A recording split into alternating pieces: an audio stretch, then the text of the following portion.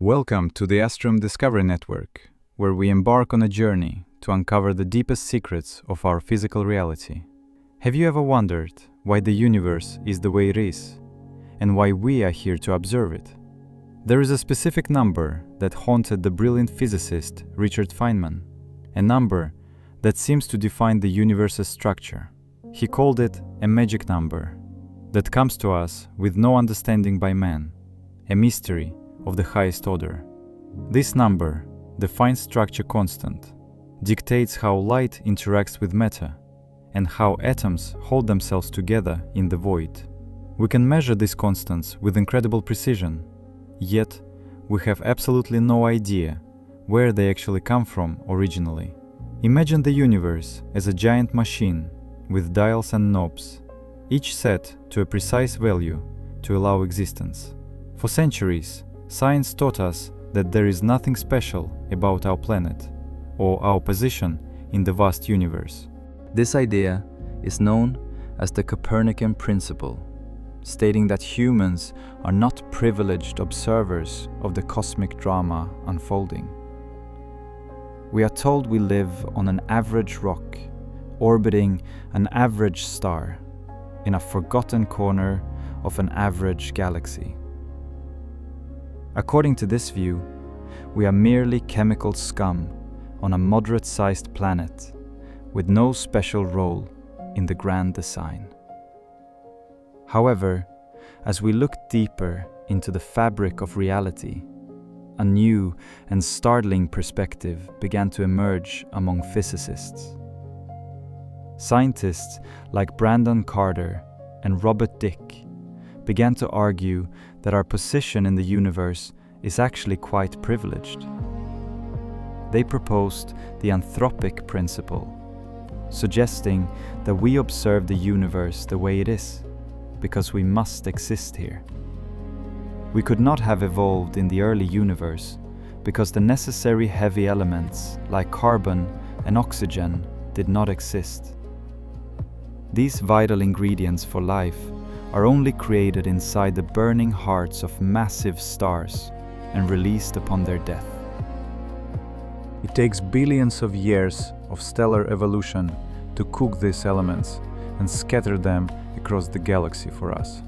Therefore, our existence is inextricably linked to the age of the universe. We appeared exactly when the conditions were right.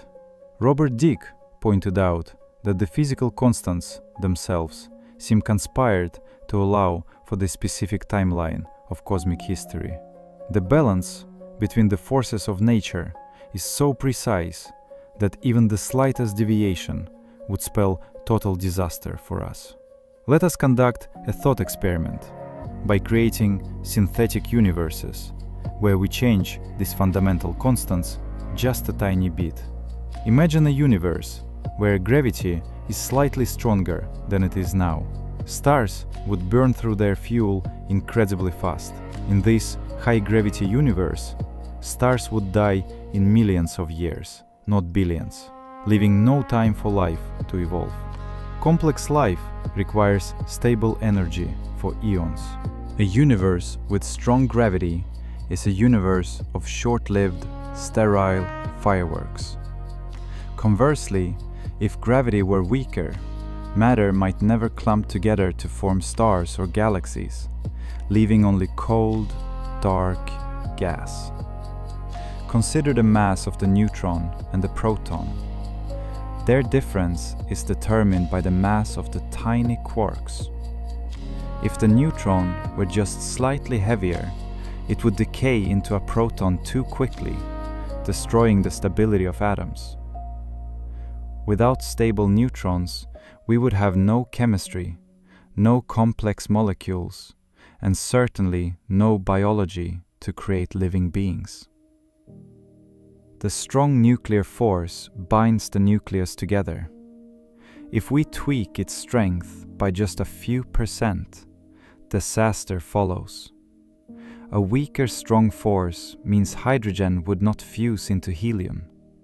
Stars would never ignite, and the universe remains dark. If the strong force were stronger, all hydrogen would fuse instantly during the Big Bang, leaving no fuel for stars. Water is essential for life, but its existence depends on the precise angle of the hydrogen bonds and quantum rules. Fred Hoyle was shocked to discover a resonance in carbon nuclei that allows 3 helium atoms to fuse into carbon. Without this specific resonance level, the universe would contain almost no carbon, and carbon-based life would be completely impossible. Hoyle famously said that a superintellect has monkeyed with physics, as the odds of this happening by chance are vanishingly small. Then there is the cosmological constant, or dark energy, which drives the accelerating expansion of our vast universe today. If dark energy were slightly stronger, the universe would have expanded so fast that gravity could never form any galaxies. If it were negative or weaker, the universe might have collapsed back on itself in a big crunch before life began. The value of dark energy is 120 orders of magnitude smaller than quantum field theory predicts, a baffling cosmic mystery. We seem to be balancing on a knife edge, where any slip in either direction leads to a dead, sterile universe. Most of the synthetic universes we simulate in our computers turn out to be graveyards, devoid of complexity or life. Stephen Hawking asked, "Why does the universe go to all the bother of existing if there is no one to see it? Is the universe custom-made for us?" This question leads us to the boundary between hard science and deep philosophy. The complexity of biological life requires a stable environment for billions of years, something rare in the landscape of possibilities. Even the layout of our solar system, with Jupiter acting as a shield, seems fine-tuned to protect Earth from bombardment. Without a gas giant like Jupiter to clear the neighborhood, life on Earth might have been wiped out by asteroids. Our large moon stabilizes Earth's axial tilt. Without it, our climate would be chaotic, making advanced civilization nearly impossible. The ripples in the early universe had to be just the right size to seed the formation of galaxy clusters. If the early universe was too smooth, gravity would have nothing to grab onto, and no structures would ever form.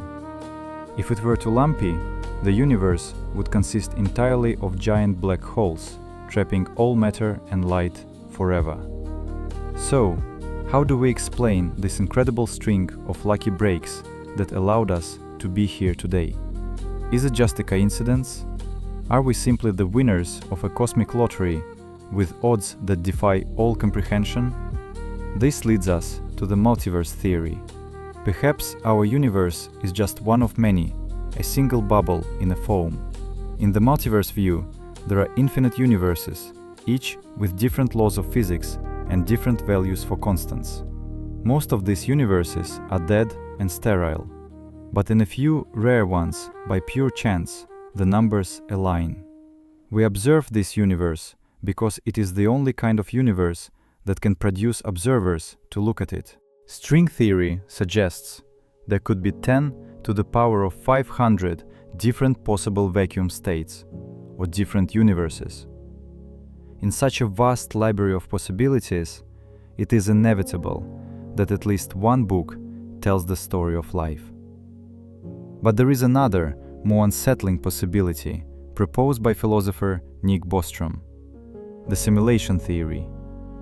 Could it be that our universe is fine-tuned because it was programmed that way by an advanced civilization?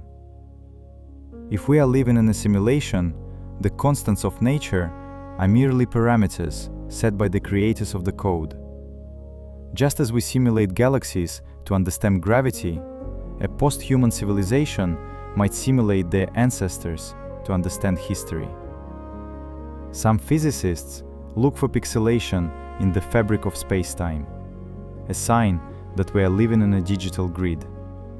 Max Tegmark argues that mathematics is not just a tool to describe the universe, but that the universe is mathematics. If reality is a mathematical structure, then all consistent mathematical structures must exist physically somewhere in the multiverse. For some, fine-tuning points back to a creator, a designer who set the dials with intention and purpose. This is the modern version of the watchmaker analogy. A design so intricate it implies the existence of a designer. Science cannot yet prove or disprove a designer, but it can show us just how special our physical reality truly is. As we build better telescopes and smash particles at higher energies, we hope to find the underlying reason for these numbers.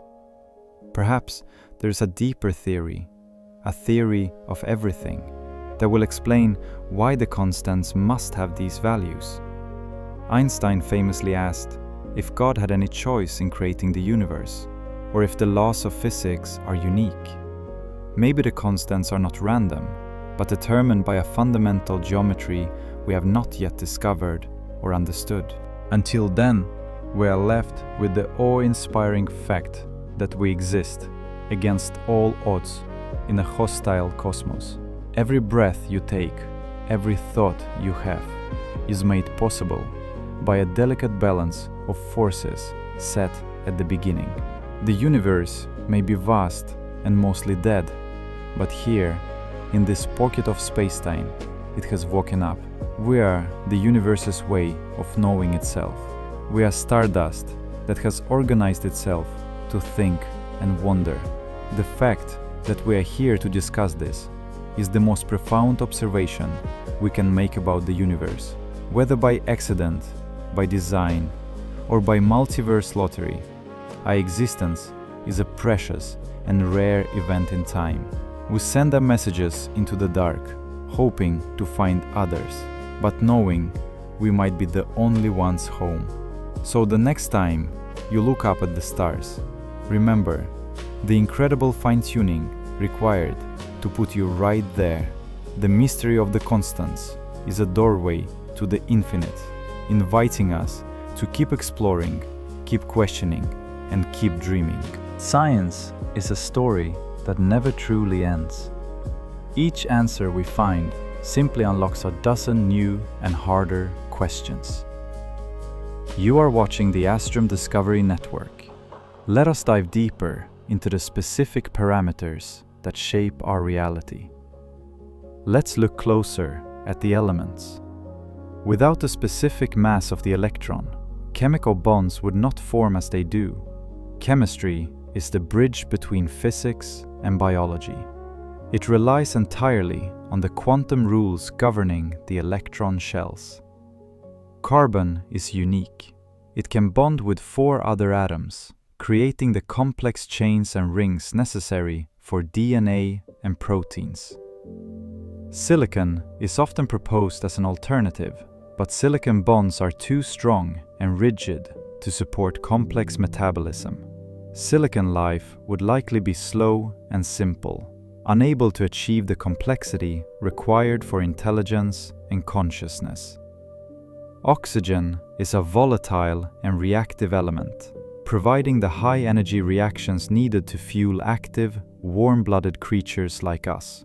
The solubility of oxygen in water is just high enough to support aquatic life, another lucky coincidence of physical properties. Water expands when it freezes. If ice sank, oceans would freeze from the bottom up, killing all marine life instantly. This anomaly of water is due to the hydrogen bond angle. A slight change, and Earth would be an ice world. Atmospheric gases absorb radiation selectively. Our atmosphere blocks harmful X-rays, but lets through the visible light we need. Our sun emits most of its energy in the visible spectrum, exactly the range where water is transparent to light. This allows photosynthesis to occur underwater and plants to grow, forming the base of the entire planetary food chain. If Earth were smaller, like Mars, its gravity would be too weak to hold on to a thick, life-sustaining atmosphere. Mars lost its atmosphere and water billions of years ago. It is a cautionary tale of planetary size and gravity. If Earth were larger, the atmosphere would be too thick, crushing life under immense pressure and trapping unbearable heat. We sit in the Goldilocks zone, not too hot, not too cold. But this zone is narrow and precarious. Our orbit is nearly circular. If it were more elliptical, we would freeze in winter and boil in summer. The 23.5-degree tilt of our axis gives us mild seasons, distributing heat across the planet and preventing extreme climate zones. Deep beneath our feet, a molten iron core generates a magnetic shield that extends far into space around us. This magnetic field protects our atmosphere from being stripped away by the solar wind. Without it, we are dead. Plate tectonics recycle carbon, acting as a planetary thermostat. Without volcanoes, Earth would eventually freeze over completely. We mentioned Jupiter before, but its role cannot be overstated. It acts as a vacuum cleaner for the solar system. Mass extinctions are bad for the victims, but necessary for evolution. The dinosaur impact allowed mammals to rise and thrive. We are the product of a long chain of unlikely events. Break a new link, and we simply are not here. The universe started in a state of extremely low entropy. This allows time to flow forward and complexity to build. If the Big Bang had been high entropy, the universe would have been born as a mass of heat and chaos. Roger Penrose calculated the odds of our universe's initial low entropy state as 1 in 10 to the power of roughly 123. Writing that number out would require more zeros than there are particles in the observable universe. It is staggeringly precise. It is statistically more likely for a single brain to fluctuate into existence than for our entire orderly universe to exist. Yet here we are, not as isolated brains, but in a rich, consistent, and ancient universe. Why is this so? Cosmic inflation theory attempts to explain the smoothness and flatness, but it requires its own fine-tuned starting conditions. Alan Guth proposed inflation to solve these problems, but it may just push the fine-tuning problem back one step further. Dark matter holds galaxies together. Without it, the stars in our galaxy would fly apart into the intergalactic void. The ratio of dark matter to normal matter is crucial. Too much and black holes dominate. Too little and galaxies dissolve. Neutrinos are tiny ghost particles. If they were slightly heavier, the universe would have evolved very differently. In the beginning, matter and antimatter should have annihilated each other completely, leaving only light. But matter won. For every billion particles of antimatter, there were 1,000,000,001 particles of matter. We are that remainder. Andrei Sakharov outlined the conditions for this asymmetry, but the exact mechanism remains one of physics' greatest unsolved mysteries. If the balance had been perfect, the universe would be filled with light and radiation, but no stars, planets, or people. We live in 3 spatial dimensions. In 2 dimensions, complex digestive tracts are impossible. You would fall apart. In 4 spatial dimensions, gravity becomes unstable. Planets would spiral into stars or fly off into space immediately. Knots cannot exist in 4 dimensions. DNA and proteins rely on folding and knotting to function. Life needs 3D. Paul Ehrenfest proved nearly a century ago that 3 dimensions are special for the stability of atoms and planetary orbits. Quantum mechanics introduces uncertainty. Without it, electrons would spiral into the nucleus and atoms would collapse instantly. The Heisenberg uncertainty principle prevents the electron from sitting on the nucleus, giving atoms their volume and structure. The Pauli exclusion principle prevents atoms from collapsing into each other. It is the reason solid objects feel solid. Without this quantum rule, you would fall right through the ground to the center of the earth. Matter would be ghostly. The speed of light is the cosmic speed limit. If it were infinite, cause and effect would break down completely. If the speed of light were much lower, matter would convert to energy too easily, making the universe unstable. A lower speed of light might also mean black holes form much more easily, devouring matter before stars can form. The Planck constant determines the scale of the quantum world. If it were large, quantum weirdness would affect everyday life. Imagine throwing a basketball and having it exist in multiple places at once. That is a world with a large Planck constant. Physicists dream of unification, where all these constants and forces merge into one simple, elegant master equation. If we find the theory of everything, we might discover that these constants are not free to vary at all. Perhaps the geometry of space-time itself dictates the mass of the electron and the strength of gravity definitively. Until then, the appearance of design remains a powerful argument for those who see a divine hand in the cosmos. Others, like Richard Dawkins, argue that biology mimics design through natural selection, and maybe the cosmos does too. Lee Smolin proposed cosmological natural selection. Universes that produce more black holes create more baby universes. Since black holes require stars, and stars require the same conditions as life effectively hitchhikes on this process. This theory predicts our universe should be optimized for black hole production. It is a testable scientific hypothesis. However, recent measurements suggest our universe is not perfectly optimized for black holes, casting doubt on Smolin's idea. So we return to the multiverse. It is the most popular explanation among cosmologists for the fine-tuning problem today. Eternal inflation predicts that space expands forever, stopping only in local pockets to form island universes.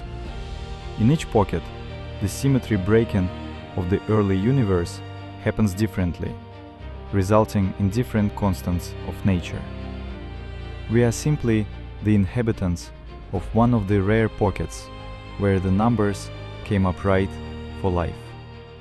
Critics argue that if other universes are unobservable, the theory is not science, but mere metaphysics or belief.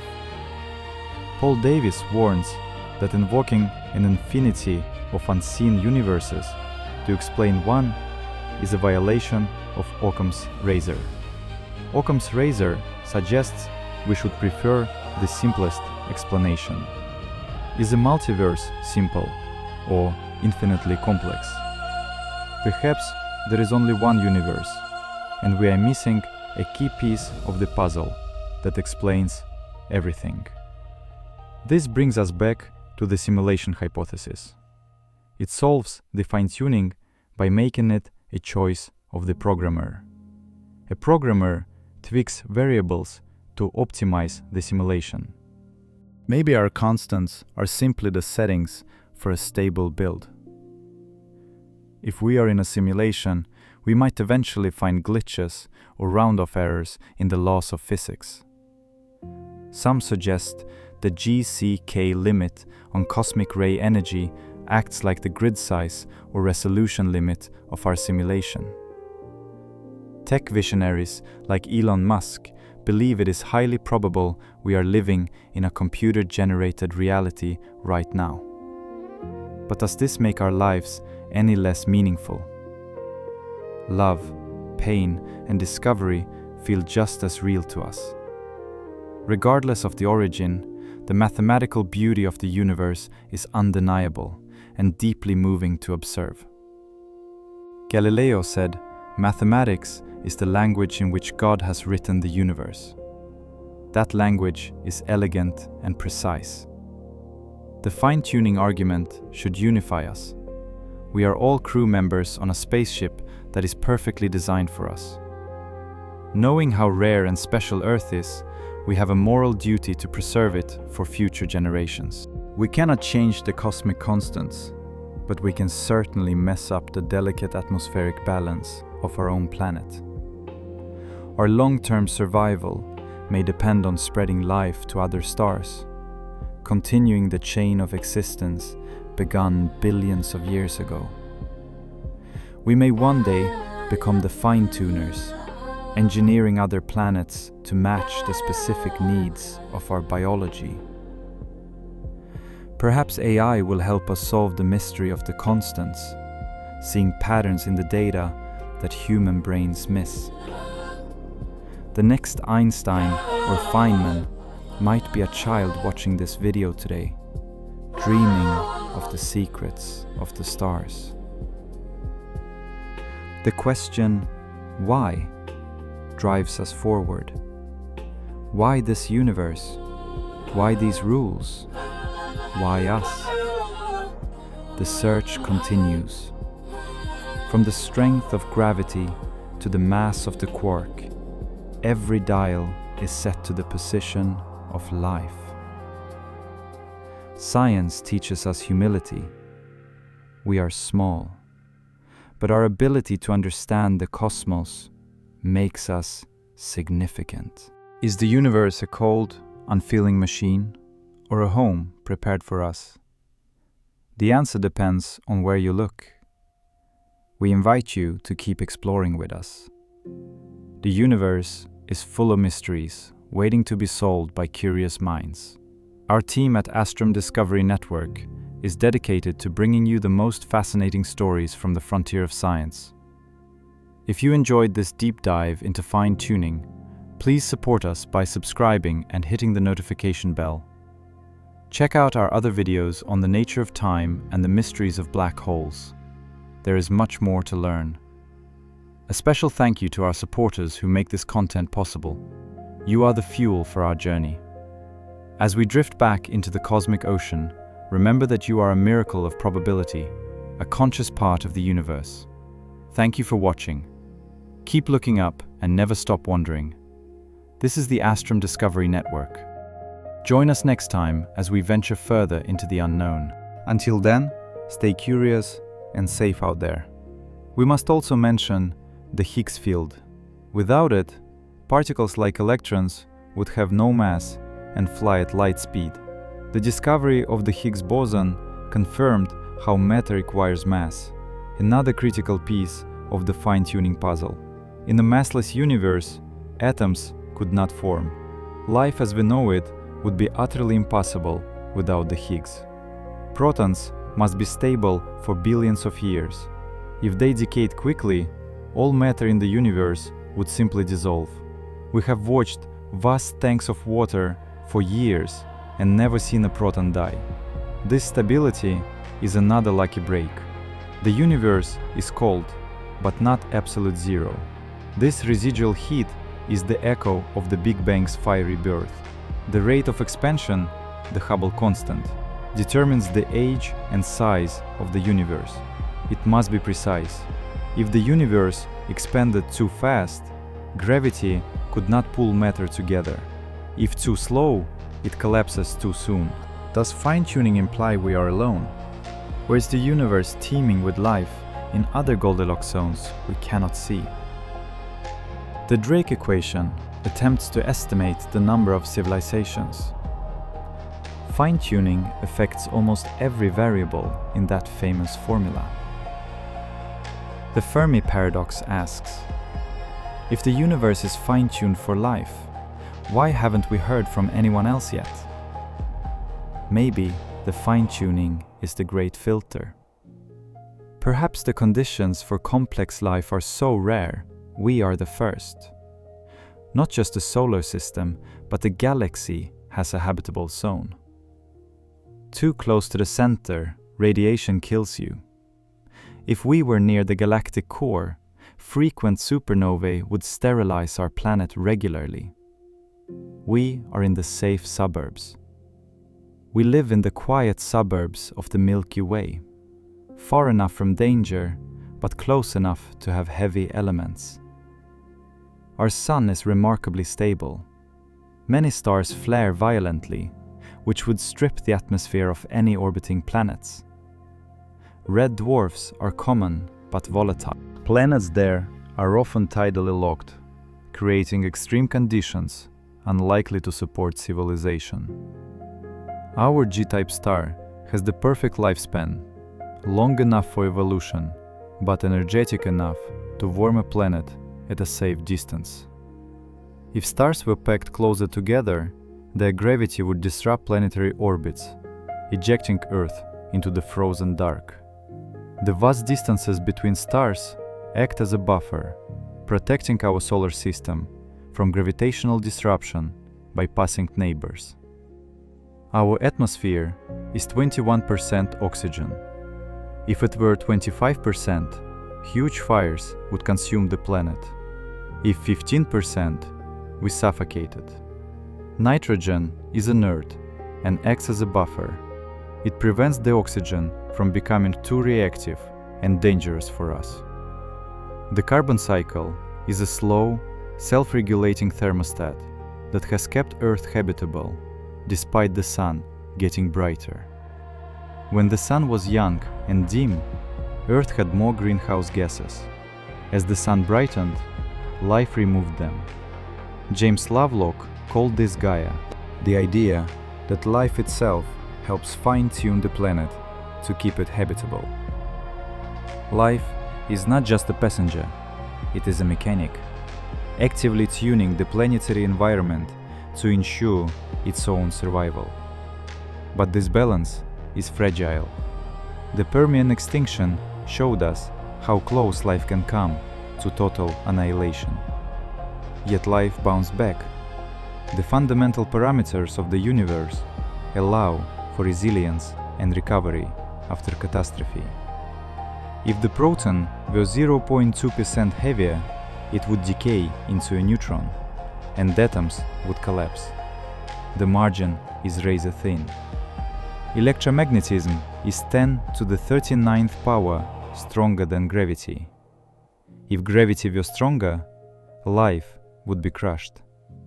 This ratio allows trees to grow tall and animals to stand up. Stronger gravity would flatten us to the ground. The size of cells is determined by the ratio of forces. Change the constants and biology becomes impossible. Thermal conductivity allows planets to distribute heat. Without it, the day side boils and the night side freezes instantly. The viscosity of water allows blood to flow through tiny capillaries. If it were thicker, circulation would be impossible. Diffusion rates allow nutrients to enter cells. These rates depend on the fundamental kinetic energy of particles. The Boltzmann constant relates temperature to energy. It dictates the speed of chemical reactions essential for life. Life relies on enzymes to speed up reactions. This works only because of the precise quantum properties of atoms. Protein folding depends on the exact strength of electrical charges. Change the charge, and the machinery of life breaks. The eye evolved to use the peak output of the sun, a perfect match between the star and the observer. Our hearing is tuned to the density of our atmosphere. We perceive the vibrations of the air as sound and music. Music is math in time. The harmonic series is a physical property of the universe that brings us joy.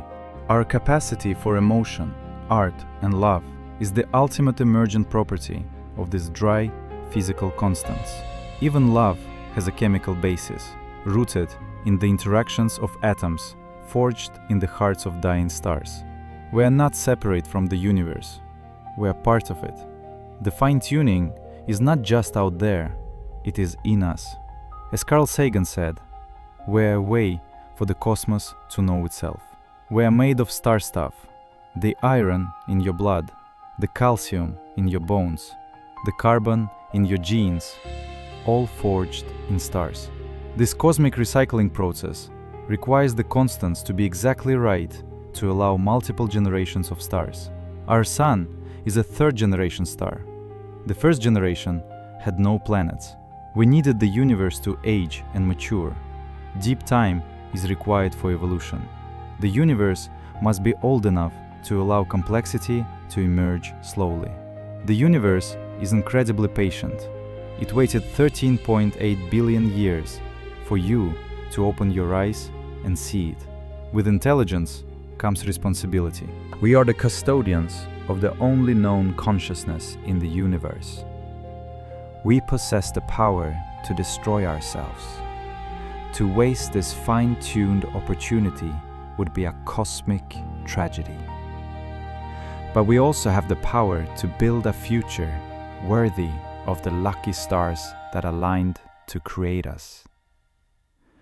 If we survive, we may spread life to dead worlds, bringing meaning to the silent, empty void. Directed panspermia could be our legacy, planting the seeds of life on other worlds to ensure it continues. What will we leave behind? Will we be a fleeting spark or a flame that lights up the galaxy? We end where we began, with the mystery of the numbers. 1/137, the code of the cosmos. Perhaps we will never know why. Perhaps the mystery is what makes the journey of discovery so beautiful. Science is a candle in the dark. It may not light the whole room, but it shows us where to step. We stand on the shoulders of giants who dared to ask why the apple falls and why the stars shine. Now it is your turn. The universe is waiting for the next great question, the next great discovery. Never stop asking, never stop looking up. The universe is a puzzle, and we are the solvers. Take a moment to appreciate the sheer improbability of this waterfall, this mountain, this moment.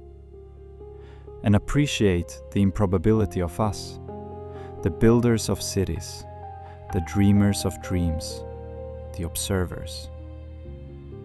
The universe is not just around you, it is within you. You are the universe experiencing itself. Quantum entanglement shows that at a fundamental level, everything is connected. We are one with the cosmos. Our journey is just beginning. There are infinite horizons to explore, infinite mysteries to unravel. This has been a presentation